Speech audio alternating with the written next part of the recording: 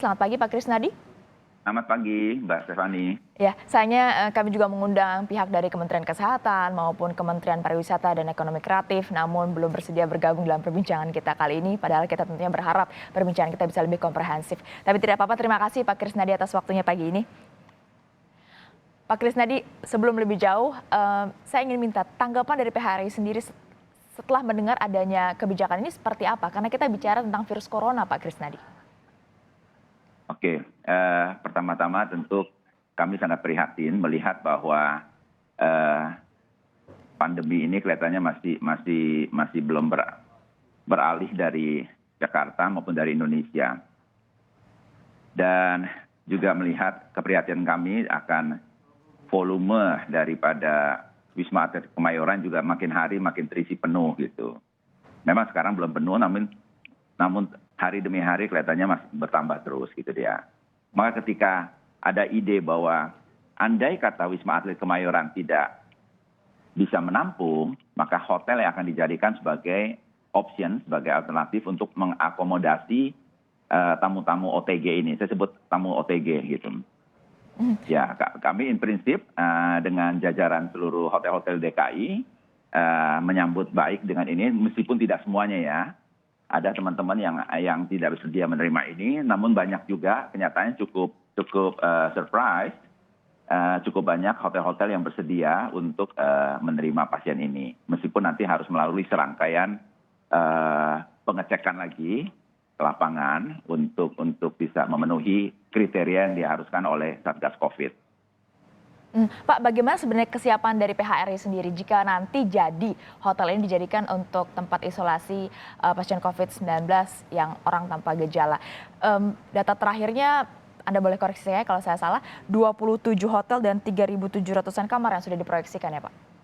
Baik, pada kesempatan ini sekalian saya update. Itu kan data 2 hari yang lalu, 27 hotel yang disiarkan oleh Pak Sekjen kami. Ya. Namun data per semalam jam 12 malam, itu dari 27 hotel itu ada 7 hotel yang mengundurkan diri, yaitu Yellow Harmony, Ibis Tawang, Sia Sano, Omel Hotel, Sofian Hotel, Teras Kita, dan juga Five Hotel LTC.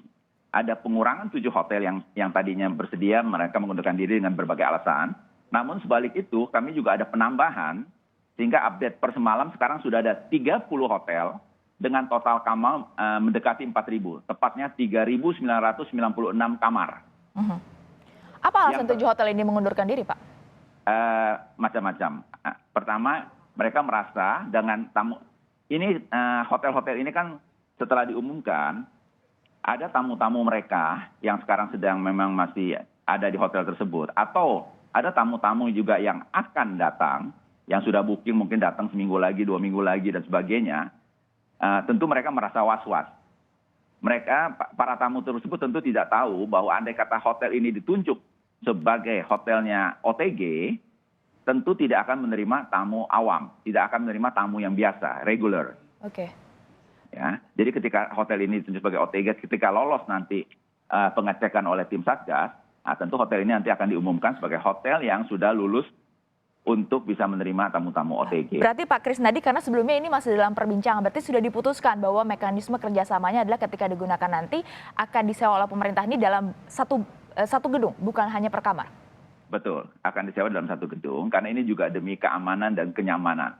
Baik untuk tamu OTG ataupun tamu, andai kata diizinkan, tamu reguler untuk masuk. Jadi sekali lagi, ketika hotel itu hanya untuk OTG, ya OTG. Karena pengamanannya akan cukup ketat. Ya, pengamanan akan cukup ketat sehingga bagi tamu reguler seyogianya tidak akan nyaman untuk masuk ke hotel-hotel yang ditunjuk ini. Selain soal penyewaan per kamar atau per gedung yang sudah diputuskan jadinya per gedung, bentuk kerjasama yang telah dibicarakan juga apakah melibatkan karyawan hotel atau nanti yang akan melakukannya atau mengerjakannya adalah relawan, Pak Krisnadi? Atau tenaga karyawan medis hotel juga?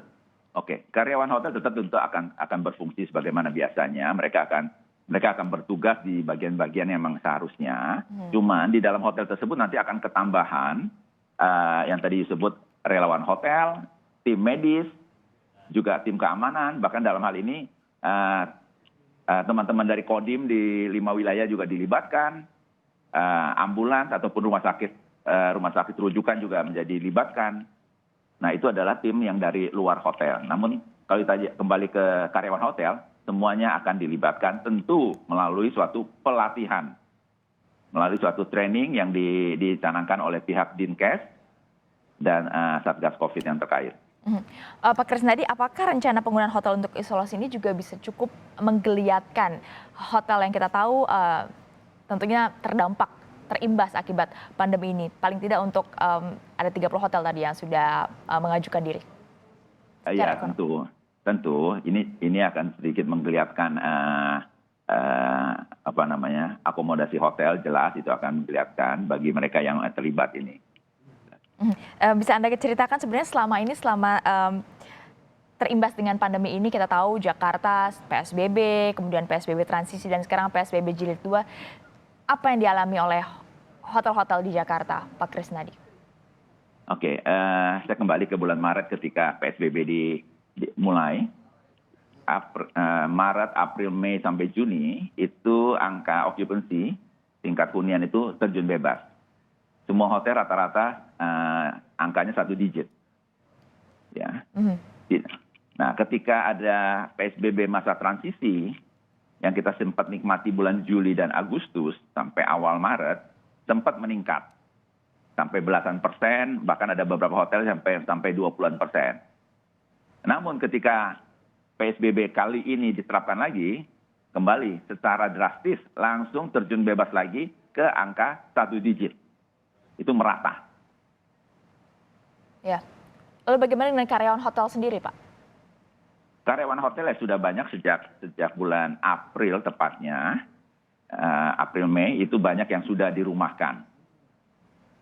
Sebagian dirumahkan, sebagian lagi yang masih kerja juga menerima sekian persen dari take home pay-nya, dan sebagian juga sudah banyak yang di PHK. Sebagian masih bekerja, ini tentunya bekerja dengan protokol kesehatan. Berarti karyawan dari hotel yang ada di Jakarta ini juga sudah cukup familiar dengan protokol kesehatan. Lantas skill apa lagi yang Anda rasa perlu jika nanti hotel ini dijadikan tempat isolasi bagi OTG? Tentu di sini memerlukan training tambahan karena akan lebih ketat. Karena kalau kemarin ini kan masuk tamu reguler. Tamu reguler yang kita anggap masih sehat, meskipun mungkin juga mereka juga sudah OTG gitu ya. Tapi kalau kali ini kan jelas, mereka yang datangnya adalah tamu-tamu OTG. Tentu standar untuk protokol kesehatannya akan lebih ketat.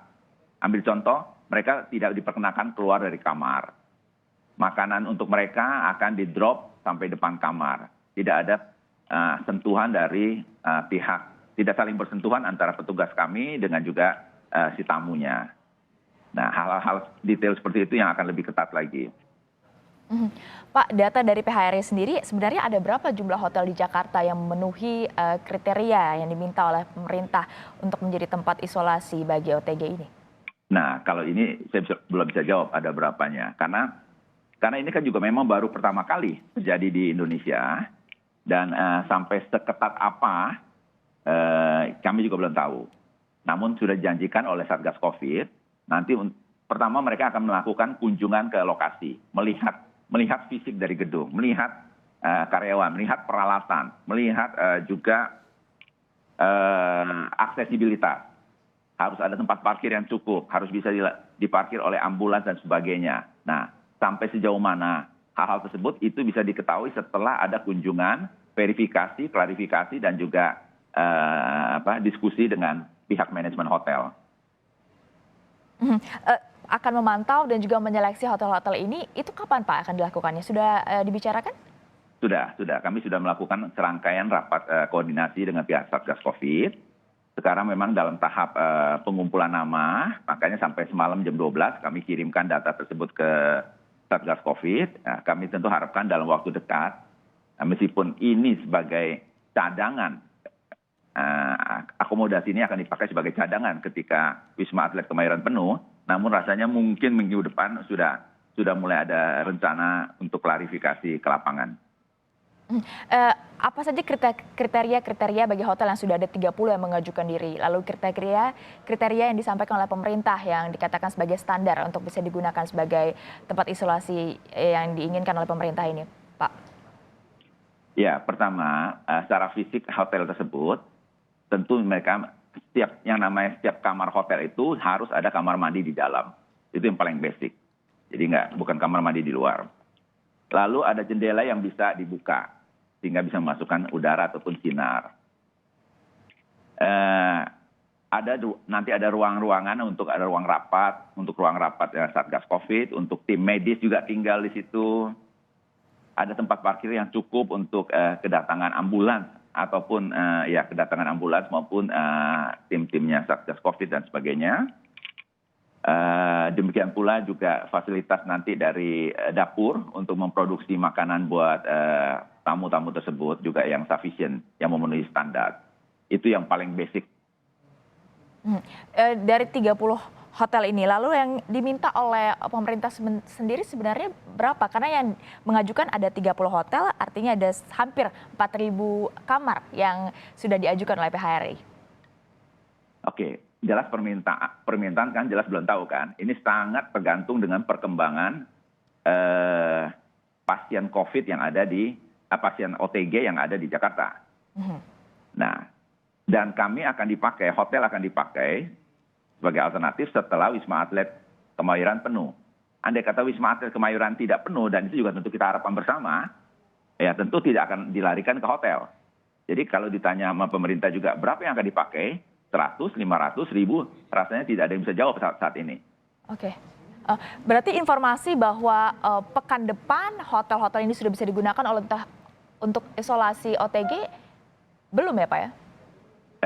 Gini, makanya ini kembali kecepatan daripada untuk klarifikasi dan sebagainya ini tentu kan kembali ke Satgas COVID. Mereka yang paling tahu kira-kira kapan saat kritisnya, kapan hotel ini harus sudah siap dipakai dan sebagainya. Tentu mereka terus akan memantau dengan fasilitas yang ada di Wisma Atlet Kemayoran ataupun rumah sakit yang ada di Jakarta ini. Oke, tapi pihak dari PHRI sendiri sudah siap dengan 30 hotel yang sudah mengajukan? Iya, kami lebih dalam posisi pasif menunggu kapan. Nah, ini ada 30 hotel, kami sudah siap untuk diklarifikasi dalam waktu dekat. Nah, mengenai kapannya tentu ditangani oleh Satgas COVID. Lalu informasinya kerjasama ini akan dilakukan bertahap seperti apa? Bisa Anda gambarkan Pak Krisnadi? Detailnya belum ada, namun kurang lebihnya adalah ini akan dikontrak nanti. Dikontrak sebulan, dikontrak 2 bulan, dan sebagainya. Sejauh ini komunikasinya dengan pihak pemerintah seperti apa? Karena pemerintah sendiri optimistis pekan depan bisa siap seluruh hotel ini. Loh, selama ini kita komunikasi hampir tiap hari dengan tim Satgas COVID. Nah, cuman kapan akan kami mulai dikunjungi dan dipersiapkan? Tentu ini kembali lagi dari pihak Satgas COVID. Jadi ya. Oke, Pak Krisnadi terakhir, apa harapan dari PHRI sendiri jika rencana ini nanti jadi dilaksanakan dalam waktu dekat? Ya, tentu kami mengharapkan bahwa hubungan yang erat yang selama ini antara Satgas COVID dengan pihak perhotelan akan terjalin dengan baik, karena di sini merupakan satu kerja cukup besar bagi kami. Jadi setelah hotel-hotel tersebut nanti ditunjuk, tentu juga harus ada training dan sebagainya agar para hotel ini bisa memenuhi kriteria yang diharuskan untuk menangani pasien OTG. Sekali lagi saya sebut pasien OTG atau tamu OTG yang dititipkan di hotel-hotel. Baik, terima kasih Pak Krisnadi atas waktu di Sapa Indonesia Akhir Pekan. Terima kasih Pak, salam sehat selalu. Terima kasih Mbak Stephanie.